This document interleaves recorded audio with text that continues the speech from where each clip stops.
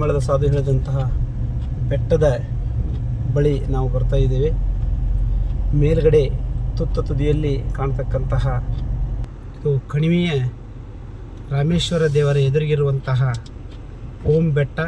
ಈ ಬೆಟ್ಟದ ತುದಿಯಲ್ಲಿ ಇರ್ತಕ್ಕಂತಹ ಮೇಲ್ಭಾಗದಲ್ಲಿರುವಂತಹ ಒಂದು ಕಾಣಿಸ್ತಕ್ಕಂತಹ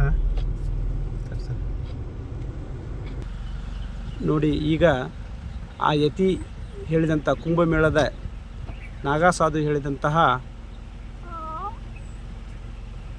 5 ಹಂತದ ಒಂದು ದೀಪಸ್ತಂಭ ನಮಗೆ ಕಾಣ್ತಾ ಇದೆ.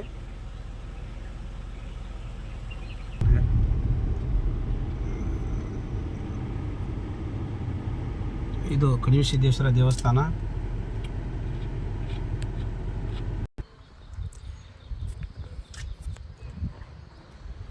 ಇದು ಕಣಿವೆ ಸಿದ್ಧಗಿರಿಯ ಸಿದ್ದೇಶ್ವರ ದೇವಸ್ಥಾನದ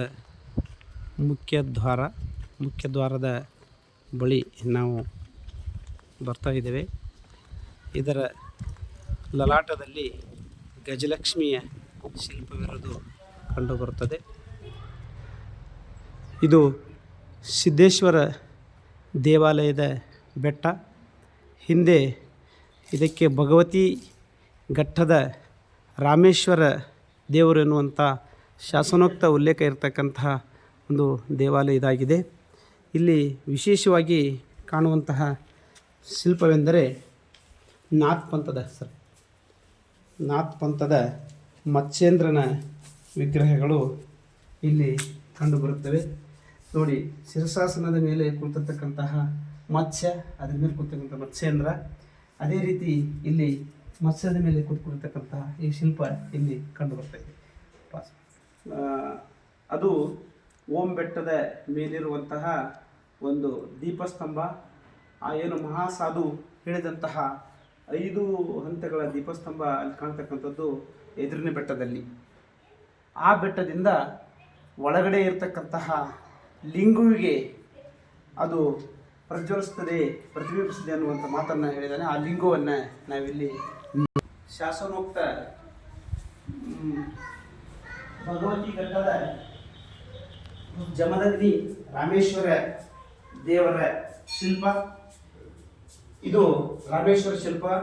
ಈ ಶಿಲ್ಪಕ್ಕೆ ಆ ಒಂದು ಬೆಟ್ಟದ ತುದಿಯಿಂದ ಜ್ಯೋತಿ ಪ್ರತಿಬಿಂಬಿಸುವುದನ್ನು ಆ ಮಹಾಸಾಧು ಹೇಳಿರ್ತಕ್ಕಂಥದ್ದನ್ನು ನಾವಿಲ್ಲಿ ಗಮನಿಸಿಕೊಳ್ಬೋದು. ಅಲ್ಲಿ ಒಳಗಡೆ ಬಂದಿರುತ್ತೆ. ಇದು ಕಣಿವೆಯ ಗುಹೆಯ ಒಂದಿರ್ತಕ್ಕಂಥ ಶಿವಲಿಂಗ. ಇಲ್ಲಿಂದ ಮೇಲ್ಗಡೆ, ಈ ಗುಹೆಯಿಂದ ಮೇಲ್ಗಡೆ ಹೋಗಲಿಕ್ಕೆ ಪ್ರವೇಶ ಇದೆ. ಆ ಪ್ರವೇಶವನ್ನು ಈ ರೀತಿ ನೋಡ್ಬೋದು ನಾವು. ತೋರಿಸ್ರಿ ಅಲ್ಲಿ ಮೇಲ್ಗಡೆ ಹಿಂಗೆ ಚಾರ್ಜ್ ನೋಡಿ,